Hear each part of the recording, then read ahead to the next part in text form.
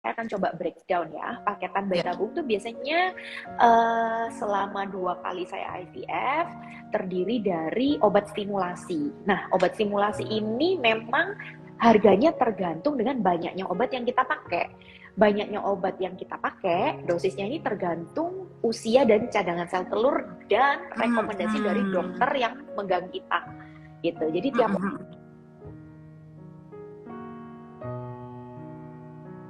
berapa Iya. gitu. Tapi Kita tunggu. faktor yang paling berpengaruh itu adalah usia dan cadangan sel telur gitu. That's why dokter selalu cek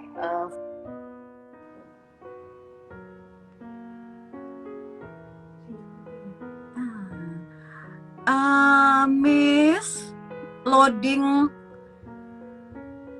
Iya. Sahabat-sahabat Nutrimak boleh bantu komen, suara saya terdengar jelas, Kak? Suara Miss hilang ya? Oh ya, betul.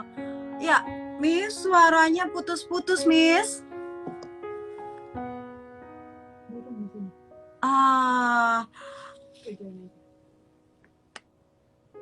Iya, sahabat-sahabat Nutrimak, kita tunggu Miss untuk join lagi ya. Sebentar. Oke, kita invite Miss. Miss hilang. Sorry, saya yang hilang ternyata. sorry, sorry, sinyalnya mungkin lagi kurang bagus ya. Kita ulangi dari ini ya tadi, biaya untuk obat stimulasi ya tadi ya. Iya, oke, sahabat Nutrimak, Miss Rosi sudah kembali ya. Kita lanjut ya, silakan Miss. Oke, sorry. Jadi obat stimulasi sangat bergantung pada usia dan cadangan sel telur. Dan cadangan. Di awal dokter selalu minta kita untuk cek darah, ngecek AMH, dan melalui USG transvaginal itu dicek cadangan sel telur kita di ovarium kanan dan kiri itu ada berapa gitu. Iya. Itu menentukan berapa dosis obat yang kita suntikkan ke perut kita setiap hari. Nah, kabar buruknya adalah kalau kita usia semakin menua, berarti kita harus pakai dosis obat yang lebih banyak gitu.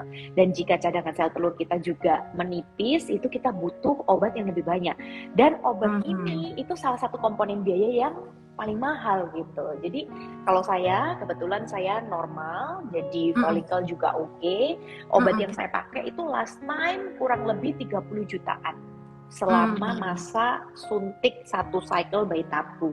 30 juta ini kurang lebih 12 hari suntikan, termasuk obat stimulasi, obat penahan pecah sel telur, obat pemecah sel telur, itu sudah termasuk. Jadi 30 juta. Nah, teman-teman nggak usah khawatir, 30 juta ini kalau di kasus saya tidak dibayarkan langsung. Di beberapa klinik, kalau nggak paketan itu tidak bayar langsung. Jadi setiap kali misalnya nih saya tebus obat dulu 4 hari, setelah 4 hari saya baru tebus lagi. Kalau nggak paketan seperti itu.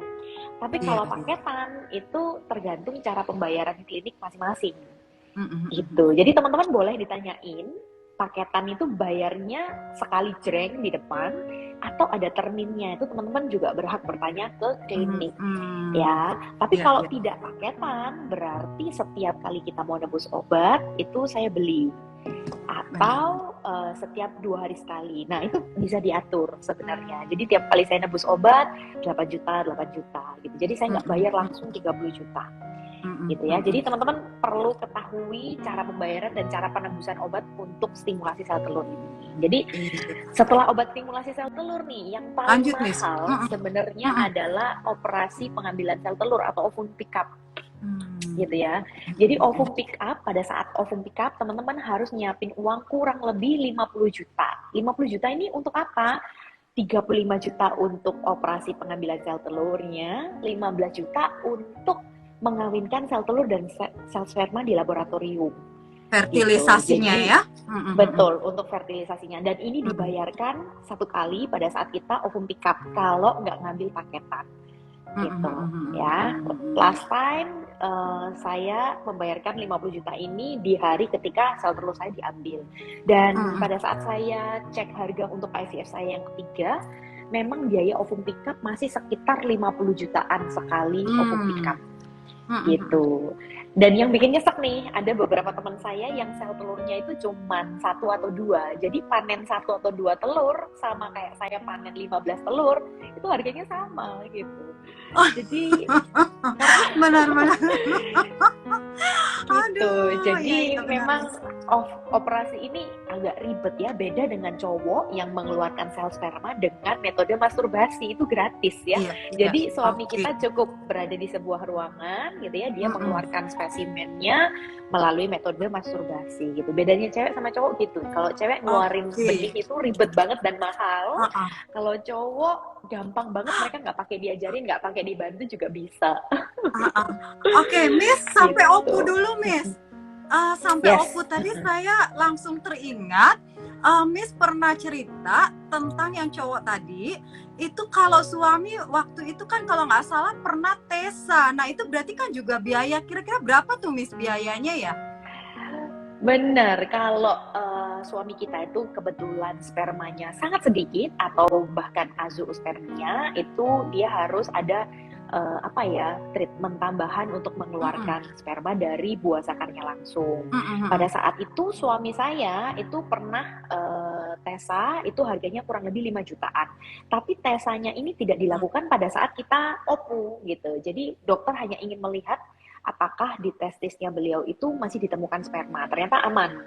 Dan ternyata setelah dicek, sperma kita ini masih bisa kita dapatkan secara fresh gitu. Jadi lebih baik pakai fresh sperma yang dikeluarkan lewat masturbasi. Itu kualitasnya katanya lebih bagus. Jadi kita tidak melalui proses TESA lagi gitu.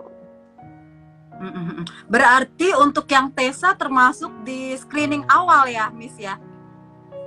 Kalau di kasus saya yang 5 juta tadi belum termasuk TESA ya. Belum itu. Belum. Dan pada saat screening awal itu saya juga hysteroscopy itu kurang lebih, saya lupa ya, 3 jutaan kalau nggak salah.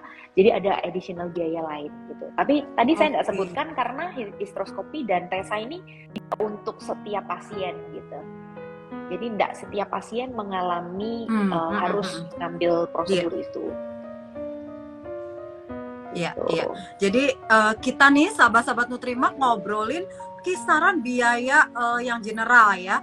Tapi ternyata bakalan membengkak kalau ada problem lainnya seperti tadi di suami harus TESA, kemudian di istri ada hysteroscopy lagi, menambah pembengkakan biaya atau budget ya. Oke, Miss, kita lanjut setelah OPU nih, Miss. Biaya apa lagi nih? Iya. Nah, setelah OPU ini sebenarnya pada saat OPU itu ada tambahan biaya kalau kita itu ada prosedur ICSI gitu ya. ICSI itu sel sperma yang disuntikan langsung ke sel telur gitu. Tiap klinik juga beda-beda. Tapi di kasus saya ICSI dan OPU kemarin 50 jutaan gitu. Nah, setelah OPU di 50 jutaan itu sudah termasuk include si IMSI? Iya, include ICSI kalau di case saya kemarin. Gitu. ICSI, oke. Include ICSI. Nah, ada satu biaya lagi pada saat OPU, yaitu ketika sperma disiapin, preparasi sperma itu kemarin kurang lebih biayanya 5 juta. Tapi nggak semua klinik nge-charge preparasi sperma ini.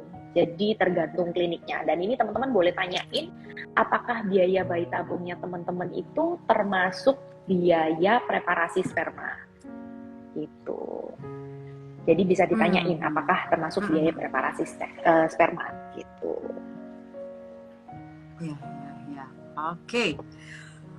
Setelah itu Miss sudah ada ICSI atau IMSI, biaya apa lagi nih Miss yang harus dikeluarkan? Nah, biayanya setelah ICSI IMSI gitu ya, kan embrio kita dikultur gitu, dikembangkan di laboratorium. Kalau kita tidak langsung transfer atau kalau kita tidak fresh transfer, berarti ada biaya frozen embryo itu untuk membekukan embrio dan biaya sewa kulkas embrionya. Gitu. Biaya sewa kulkas embrionya benar-benar bervariasi untuk setiap klinik. Ada yang klinik ngecasnya tahunan, ada yang ngecasnya bulanan. gitu. Dan ada yang ngecas per 3 embrio, ada yang ngecas per 9, maksimal 9 embrio. Itu jadi benar-benar teman-teman harus tanyain berapa biaya sewa freezing embrio itu gitu. Gitu. Nah, setelah itu ada biaya embrio transfer. Biaya embrio transfer kurang lebih 18 jutaan gitu untuk transfer embrio. Prosesnya sangat cepat sih, 15 menit, nggak pakai dibius total juga. Oh ya, tadi pas OPU itu dibius total ya, jadi sudah termasuk anestesi juga, sudah termasuk ruang operasinya juga. Jadi OPU kurang lebih 50 juta itu di case saya gitu.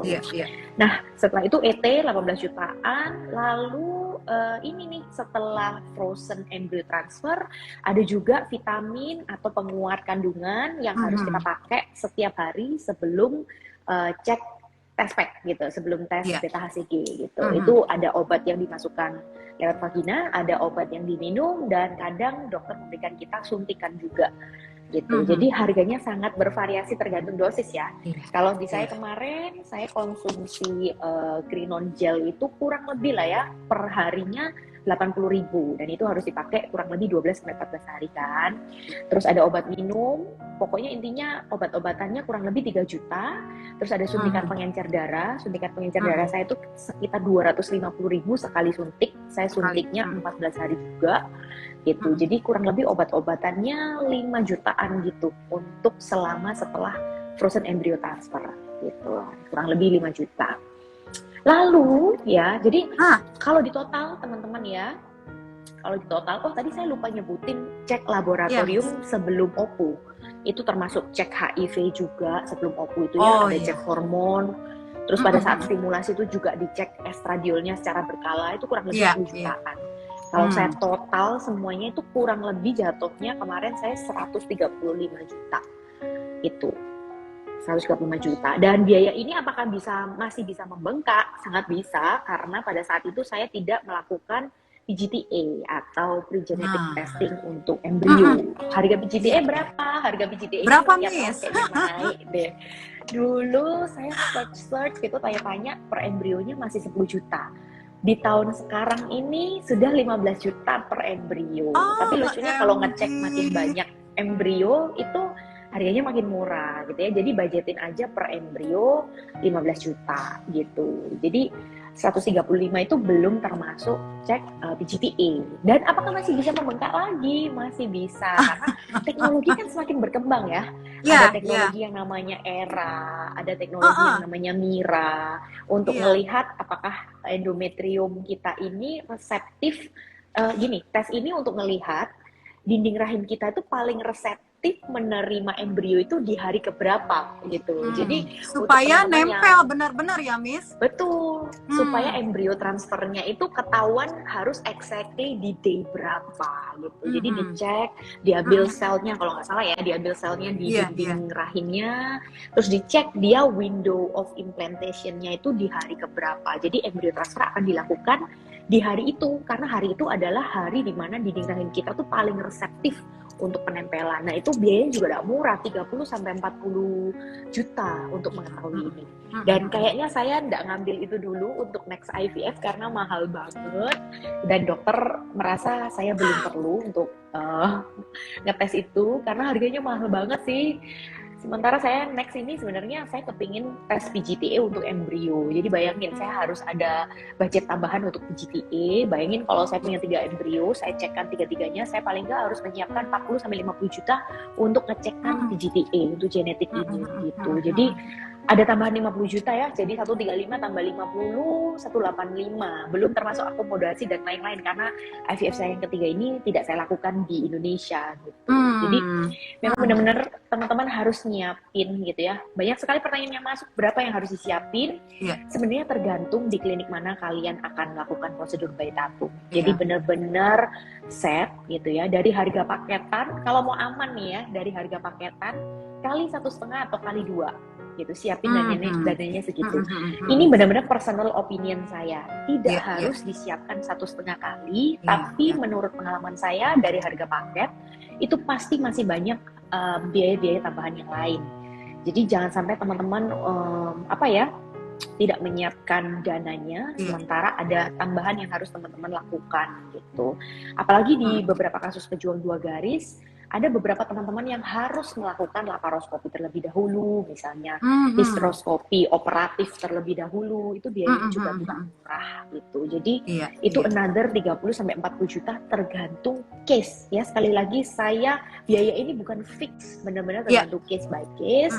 Saya juga tidak menakut-nakuti teman-teman karena terdengar sangat banyak gitu ya. Jadi memang teman-teman harus mempersiapkan diri karena ini program yang memang tidak murah dan tidak main-main, jadi teman-teman harus siapkan amunisinya dengan cukup. Jangan sampai sudah suntik stimulasi, ternyata harus melakukan ini dan itu ada tambahan, tidak ada dananya, dan terpaksa harus berhenti di tengah jalan. Itu sudah sangat buang-buang uang dan waktu sih. Iya, gitu. sia-sia dan harus misalnya nih, start siklus berikutnya, next siklus, next cycle dari awal lagi. Betul. Dan kemarin saya juga sempat ini ya, kan yang kemarin itu long protokol.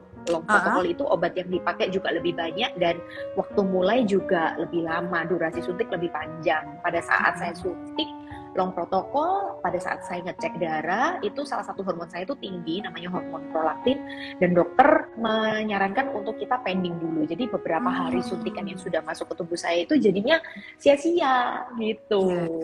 Jadinya sia-sia, jadi malah kayak, wah saya harus ulang lagi. Tapi ya sudah, karena kan kita ingin yang terbaik juga, jadi ya memang harus ada apa ya yang dikorbanin juga gitu. Jadi teman-teman wajib untuk cari tahu dengan apa ya tepat gitu, apa saja sih biayanya gitu. Jadi tujuan IG Live hari ini, jadi saya secara pribadi berterima kasih sekali buat Nutrimax ya udah mengangkat topik ini, karena benar-benar teman-teman harus siapin, jangan kaget di belakang dengan tambahan biaya-biayanya gitu. Terus kalau teman-teman misalnya membaca iklan promosi gitu ya, misalnya paket bayi tabung 65 juta, teman-teman wajib untuk bisa mengajukan pertanyaan yang cerdas, bertanya 65 juta ini sudah termasuk apa saja, dan teman-teman harus bisa membaca datanya gitu ya. Misalnya termasuk obat stimulasi, teman-teman harus tanya dosisnya berapa yang saya dapatkan untuk harga paketan. Nah, teman-teman misalnya dikasih tahu dosisnya sekian IU gitu ya. Teman-teman tanyain, untuk case saya butuh berapa? Ya, untuk case saya butuh berapa? Apakah butuh satu jenis obat saja atau ada dua jenis obat? Karena biasanya obat stimulasi itu ada beberapa pejuang 2 garis yang harus memakai 2 macam sampai 3 macam jenis obat.